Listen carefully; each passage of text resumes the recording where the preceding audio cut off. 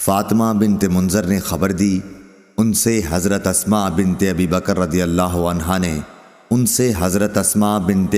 رضی اللہ عنہا نے فرمایا کہ جب سورج صاف ہو گیا تو رسول اللہ صلی اللہ علیہ وسلم نماز سے فارغ ہوئے اور آپ نے خطبہ دیا۔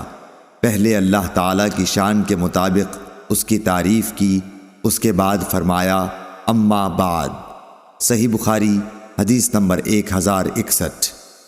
سعید بن عامر نے بیان کیا اور ان سے شعبہ نے، ان سے یونس نے، ان سے امام حسن بصری نے اور ان سے ابو بکرہ رضی اللہ عنہ نے فرمایا کہ رسول اللہ صلی اللہ علیہ وسلم کے عہد مبارک میں سورج کو گرہن لگا تو آپ صلی اللہ علیہ وسلم نے 2 رکعت نماز پڑھی تھی۔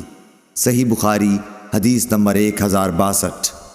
یونس نے بیان کیا، ان سے امام حسن بصری نے، ان سے ابو بکرہ نے کہ رسول اللہ صلی اللہ علیہ وسلم کے زمانے میں سورج گرہن لگا تو آپ اپنی چادر گھسیٹتے ہوئے بڑی تیزی سے مسجد میں پہنچے۔ صحابہ بھی جمع ہو گئے، پھر آپ نے انہیں 2 رکعت نماز پڑھائی، گرہن بھی ختم ہو گیا۔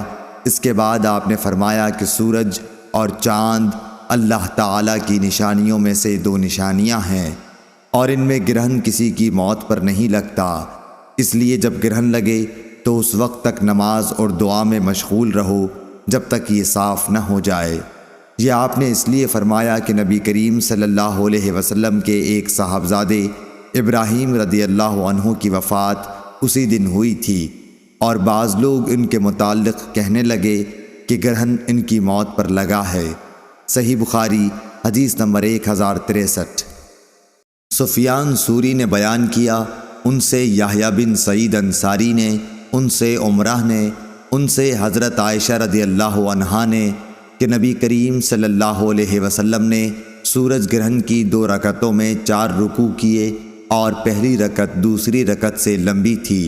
صحیح بخاری حدیث نمبر 1064۔